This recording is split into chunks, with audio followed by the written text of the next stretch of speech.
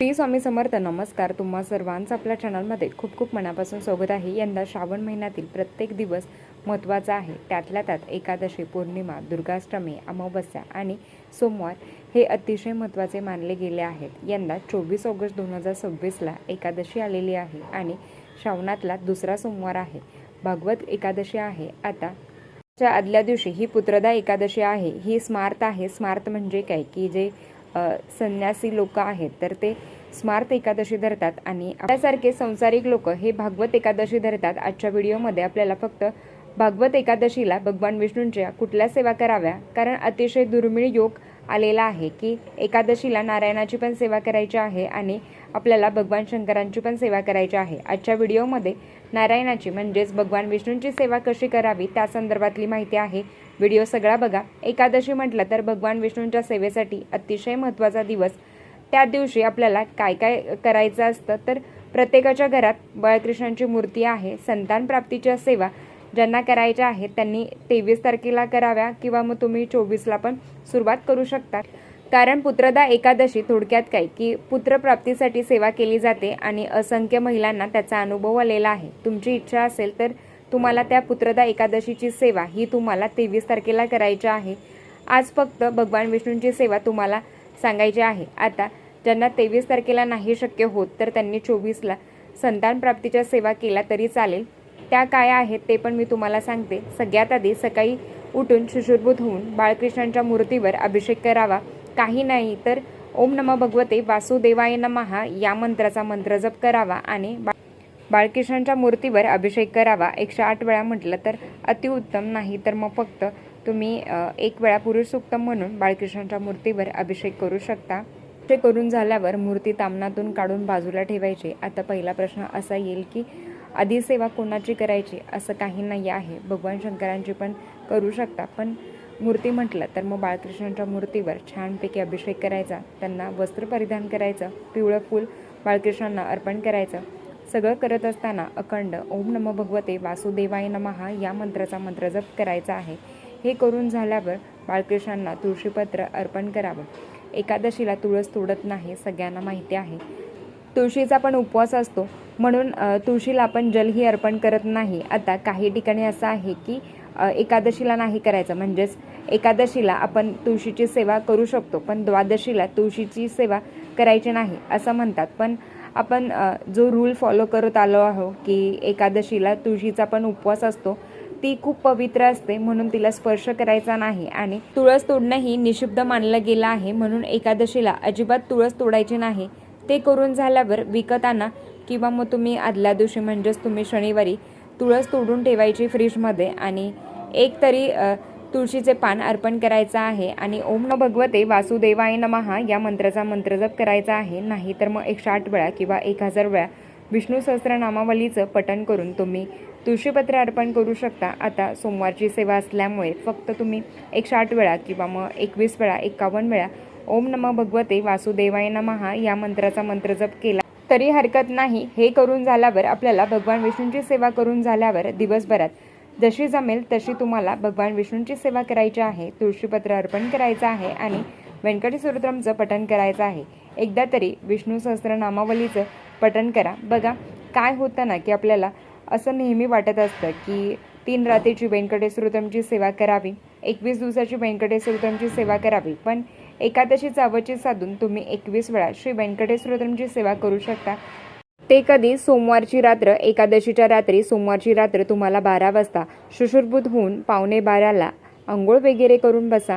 काही मांडणी वगैरे करायची गरज नाही. देवासमोर बसा आणि 21 वेळा व्यंकटेश्वर स्तोत्रमचं पठण करा. एका रात्रीची ती सेवा करा. तुम्हाला माहिती आहे का, तुम्ही जर 12 एकादशी प्रत्येक एकादशीला विष्णू सहस्त्रनाम हे रात्री 12 वाजता 12 वेळा पठण केलं तर आपल्या आयुष्यातील अशक्य गोष्टी, असाध्य गोष्टीसुद्धा साध्य होतात. बरेच लोक ही सेवा करतात. ज्यांना नाही शक्य होत त्यांनी व्यंकटेश्वर स्तोत्रम तरी 21 वेळा पठण करा. सुरुवातीचे 20 वेळा आपण 1 ते 8 ओळीपर्यंत संस्कृतमध्ये पठण करणार असाल तर मग ते करावं. नंतर 21व्या वेळी तुम्हाला फलश्रुती घ्यायची आहे. अतिशय सुंदर ही सेवा आहे. आवर्जून करण्याचा प्रयत्न करा. सोमवारी रात्री समजलं असेल. आता ताई आमचं लहान बाळ आहे, तुम्ही दिवसभरात नक्कीच करू शकता. आता दिवसभरात करायचं असेल तर मग मी सकाळी 7 वेळा म्हणेल, दुपारी 7 वेळा म्हणेल आणि संध्याकाळी 7 वेळा म्हणेल. आता खरं तर बघायला गेलं ना तर व्यंकटेश स्तोत्रम खूप छोटा आहे, म्हणजेच अगदी 7 वेळा जरी म्हणायचं म्हटलं, 21 वेळा जरी म्हणायचं म्हटलं तरी आपले 25 मिनिटात ते होतं. ज्यांचं पाठ आहे ना त्यांचं सांगते. मग जर तुम्ही दिवसभरात सकाळी करा, दुपारी करा किंवा संध्याकाळी करा, एकाच बैठकीत 21 वेळा पठण केलं. ज्यांना रात्रीची सेवा करणं शक्य होत नाही त्यांनी आवर्जून एकादशीला करावी. मला ना एकादशीला सत्यनारायण करायचं आहे, करू शकता. फक्त बाळकृष्णांना शिऱ्याचा नैवेद्य नाही दाखवायचा, तिथे फक्त खडीसाखरेचा नैवेद्य ठेवायचा आहे. बाकी सगळी सेवा तुम्ही ज्या पद्धतीने आपण सत्यनारायण करत असतो ना तर त्याच पद्धतीने तुम्हाला सगळ्या सेवा करायच्या आहेत.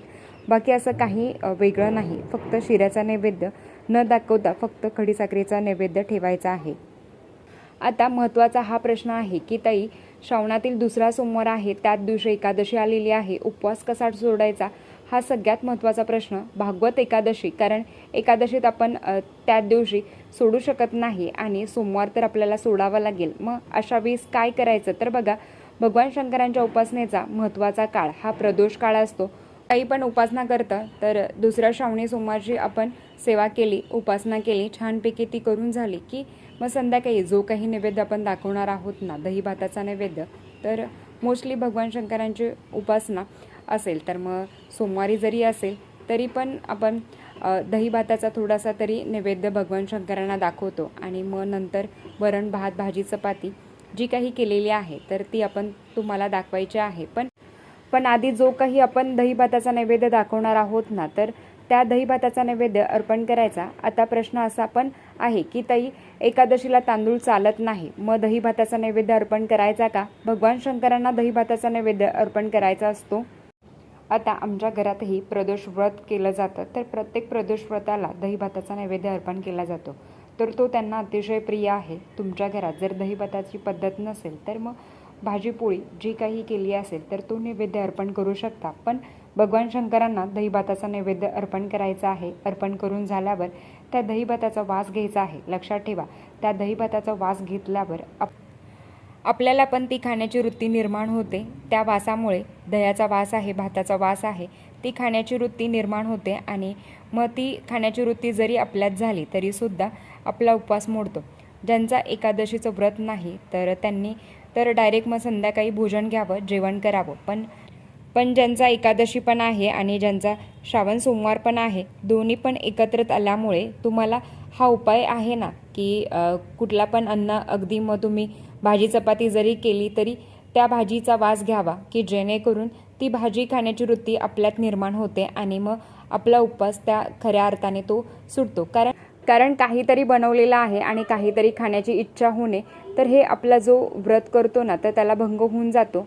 आपण म्हणजे तो जो व्रत आहे ना तर ते आपल्याकडून सुटून जातं. तर हे तसंच आहे की तुम्हाला काय करायचं आहे, दही भात किंवा मग काही भाजी चपाती असेल तर त्याचा वास घ्यायचा आहे की जेणेकरून तुमचा उपवास सुटून जाईल. आता एकादशीला तर बगर खाऊ शकत नाही आणि सोमवारला तर बगर चालत नाही. मग अशा वेळेस काय करायचं? अशा वेळेस आपल्याला दोन्ही टाईम खिचडी खायची आहे. जर सोमवारचा उपवास तुमचा गोडाधडाचा असेल, निरंकारी असेल, तर मग तुम्ही काय करू शकता?